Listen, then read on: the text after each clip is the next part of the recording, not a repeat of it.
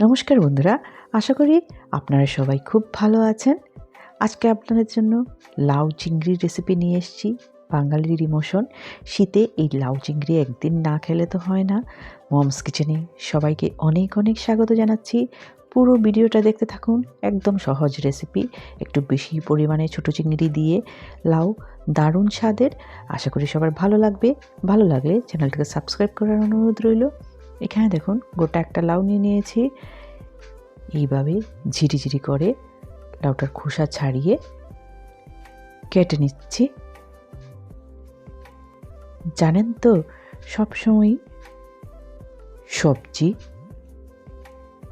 ঠিকঠাকভাবে কাটা হলে পর রান্নার স্বাদ দ্বিগুণ বেড়ে যায়। খুব সহজে রান্না করে দেখাবো, তার জন্য কেটে ধুয়ে রাখা লাউটা প্রেসার কুকারের মধ্যে দিয়ে দিলাম।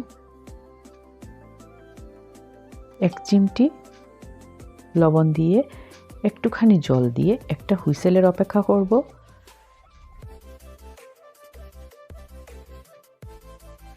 কারণ লাউ থেকে অনেক পরিমাণ জল বেরোয়, তার জন্য এই পদ্ধতিতে করে নিলাম। একটা স্ট্রেনারে জল ঝরিয়ে নিয়েছি। এইদিকে চিংড়ি মাছ ভালো করে কেটে ধুয়ে পরিষ্কার করে অল্প একটুখানি লবণ আর হলুদ দিয়ে ভালো করে মেখে নিয়েছি। এইবার একটা গরম কড়াইতে সর্ষের তেল দিয়ে দিয়েছি। আমি পুরোটাই রান্না সর্ষের তেলে করব। 3 চামচ মতো তেল গরম করে চিংড়িগুলো দিয়ে দিলাম। একটু ভালো করে ভেজে নেব। ছোটো চিংড়ি দিয়ে নানা ধরনের রান্না হয়, তার মধ্যে একটা এই লাউ চিংড়ি।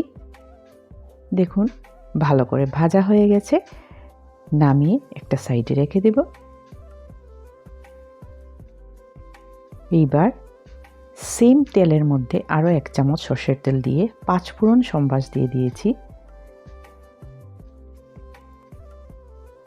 তার মধ্যে 4টা শুকনো লঙ্কা, তেজপাতা দিয়ে ভালো করে নেড়েচেড়ে এবার জল ঝরিয়ে রাখা বয়েল করা লাউ দিয়ে দিলাম।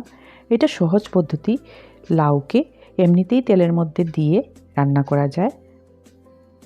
স্বাদ মতো লবণ আর হলুদ দিয়ে দিলাম। অল্প একটুখানি জিরে গুঁড়ো দিলাম। একটুখানি চিনি দিয়েছি 1/2 চামচের মতো। লাউ, কুমড়ো এইসব রান্নাতে একটুখানি চিনি দিলে পরে স্বাদটা বেড়ে যায়। চিনি অপশনাল, আপনারা চাইলে দিতে পারবেন।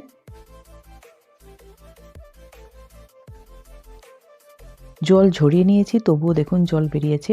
জলটা শুকালেই রান্নাটা হয়ে যাবে। শুকিয়ে এসছে।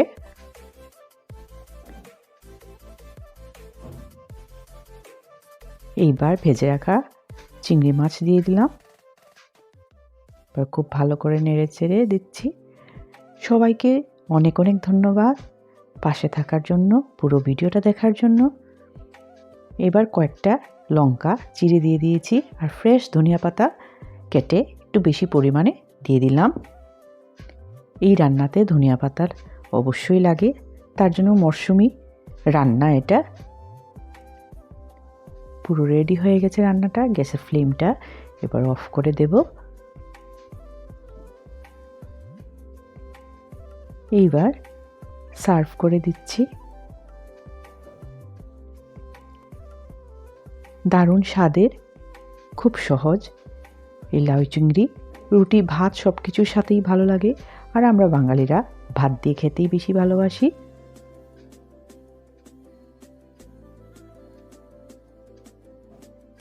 একটু চিংড়ি মাছ উপর থেকে দিয়ে দিচ্ছি। সবাই খুব খুব ভালো থাকবেন, সুস্থ থাকবেন।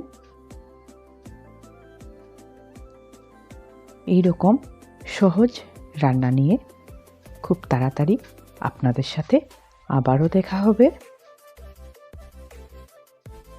রান্নাটা যদি আপনাদের ভালো লেগে থাকে তাহলে অবশ্যই বন্ধুদের সাথে শেয়ার করে দেবেন।